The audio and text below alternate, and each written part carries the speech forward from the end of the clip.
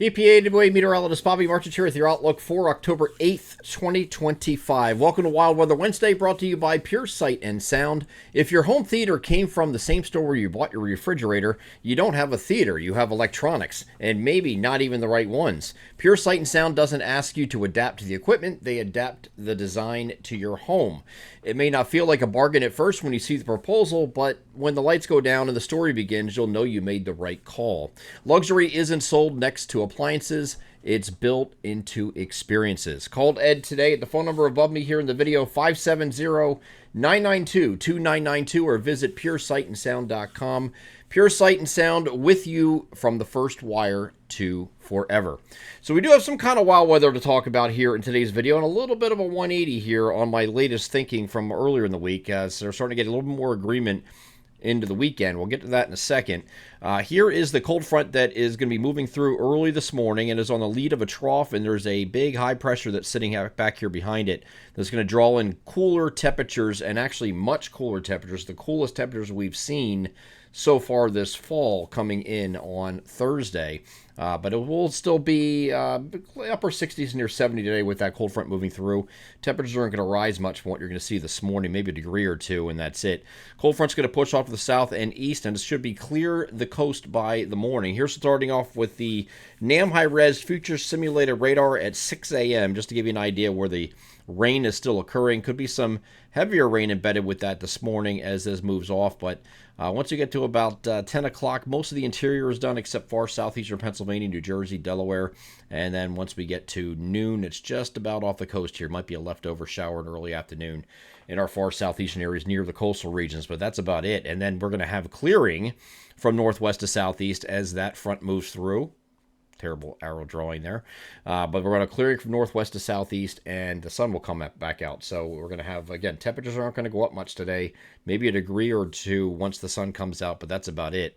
And then overnight tonight, we're going to get down in the upper 30s to low 40s across the region. So it's going to be a lot cooler overnight than you've had in a while as well. But that's just the start of it. Once we get beyond this, and this front moves offshore, and we get to Thursday, we see this big sprawling high that's sitting up here, pretty strong high pressure that's sitting over the eastern Great Lakes here. That's going to settle over our region, giving us a clear overnight Thursday night, and that is going to be a very light wind, and as well is going to lead to some frost, a lot of frost, in fact, as this high pressure is going to be directly over top of the region overnight. So this is a little bit past midnight, 1 o'clock in the morning, technically Friday morning, but Thursday night. And these are the kind of lows we're dealing with. So we're going to have, you got temperatures in the low to mid 30s over a very large area. Northwest of this line here, it will be susceptible for frost, we think. So there will be at least patchy, if not scattered frost across most of those areas northwest of that line there. And all those temperatures that I highlighted northwest of that line are in the low to mid 30s. There might be a couple areas that get to freezing or just below. The usual cold spots in the far northern areas will probably be at or below freezing. So this is kind of a shock, but hey, it's that time of year. October can deliver what it did the last couple of days. It can also do and remind you that, hey, it is fall, and things are going to get a little bit cooler. For those of you who have been begging for it and we're tired of the 80s, I think the 80s are done. I did say that in the previous videos, and I still think that going forward, we might have some days in the 70s yet. And as a matter of fact, we probably will as we get into like the Tuesday, Wednesday, Thursday time frame of next week. Might be a couple days in the lower 70s there. But we're not dealing with 80s anymore. Lower 70s at this time of year is still technically slightly above average. So there will be a slightly above average temperature stretch next week where temperatures will be in the lower 70s, but we're done with the 80s is what I'm thinking. Now, some big changes here for the weekend. This is, we were talking about this coastal low that was going to start forming off the southeastern U.S. coastline. This is in no way tropical. Still seeing a lot of people speculating about, is this going to be a tropical system? Why is the National Hurricane Center considering this as an area of interest? There is nothing tropical about this. This is forming along a frontal boundary, a formal frontal boundary, and there's fronts attached to it. Okay, this is not a warm core system. It is a cold core system, which is regular low pressure. Okay, that's all it is. So you can make an argument for subtropical, but that's a stretch too. I think it's just going to be a good old fashioned coastal low, perhaps nor'easter, when this comes up the coast. And here's the European model, which was over the weekend suggesting this was going to hit us. right? And then for a couple runs, it said, nah, it's not. It's going to stay across the Carolinas and stay to our south. Key ingredient here, and this is shown on both the GFS and, which I'll show you in a second, and the European model. Surface low is down here on the southeastern U.S. coastline, but this upper level low right here is going to dive into this, we think, at some point and capture it. So when I say capture, it means it gets up to a certain point and it can't go any further. Once this dives in, it does a little dance around. One does a dance around the other, and it prevents it from going further north, but it also prevents it from going out to sea. So if this upper level low can catch up to in time, which is probably the key component to this whole thing, we can get some decent rain and wind out of this. And this is going to come now. The European model has this coming in already Saturday night. Saturday, we have partly cloudy, clouds increasing late in the day, and cloudy overnight for now.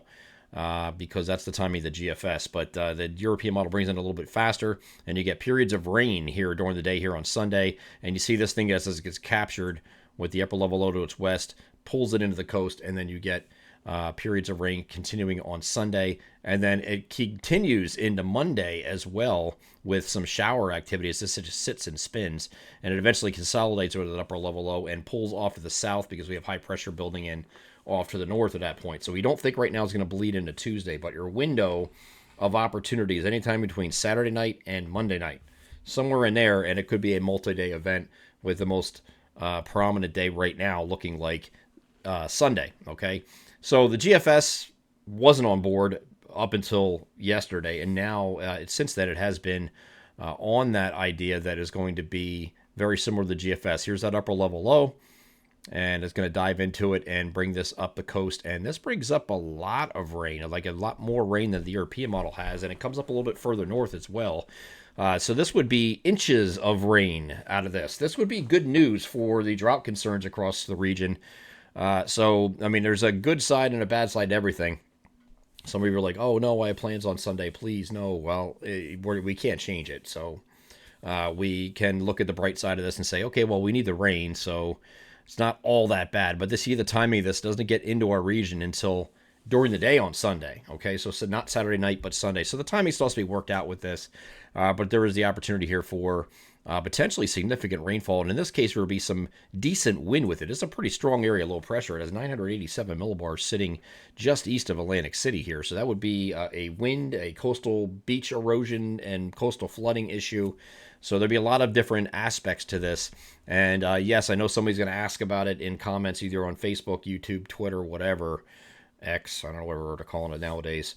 If this were January, this would be one heck of a snowstorm. It would be. It looks like if this ends up taking this kind of track, this would be the ideal track here in the winter months here. So, is it a sign of things to come? I don't know, but I mean these October nor'easters are not, coastal storms, nor'easters, or whatever, are not uncommon. They have been uncommon the last couple of years. We haven't seen this, but now this is back into a typical pattern here. It looks like that where we have this opportunity for a nor'easter to affect the region. But again, Tuesday on the GFS is dry as this pulls away. So looking at the upper air pattern here and seeing what's going on using that GFS. If you look right up here, there's a little piece of energy here. This is an upper level low. This will eventually be the upper level low that affects that storm that is not even formed yet off the southeastern U.S. coastline. This actually broke off from a bigger storm that's off the northwest Pacific Northwest coast here. So a piece of energy broke off from that, and this is looking at early this afternoon. But watch what this does. It goes right through Canada. Okay, so it started off over Alberta, which will be today, and moves right across Saskatchewan and Manitoba and all that. And then it comes right across the Great Lakes, and here's our storm forming off the southeast coast, moving up the coast, and then you see it dive right into it and interact with it right there. See that? And they do a little dance. So this is, I'll move in here to a closer look here. There's the upper level low. Surface low, he's off the Carolinas at this point, and it dives into it, and basically they do a dance around each other. This would be an ideal snowstorm. This would be great if you're a snow lover. This would be like feet of snow. But in this case, it's obviously too cold or too warm for any winter precipitation. So in this case, it would just be rain, but it would be much needed rainfall. So this is not set in stone. We only went in our local forecast 40% chance on Sunday and Monday for now. That's up from 30 yesterday. But still, we still need to see a few more runs here before we can totally get pot committed to this kind of idea. I'm heading in that direction now, which is opposite of what I said yesterday. It didn't look like there's a lot of support. Now all of a sudden there is. There's not the GFS and Euro. There's also Euro AI and things like that. Some other AI models are bringing this up here up the coast too. So we'll keep an eye on this closely. And doesn't mean you're going to definitely get inches upon inches of rain out of this either, or that you're going to get the wind and coastal flooding effects. It's going to depend where this occludes and where it, where the interaction occurs. If it's further south, you'd be less areas impacted, that kind of thing. These are the finely tuned details, including timing, that we don't know yet. So we'll just continue to follow this throughout the week and update you with new information as it comes in. I'm EPAWA meteorologist Bobby Martish. That is your outlook for October 8th, 2025. Have a great Wednesday.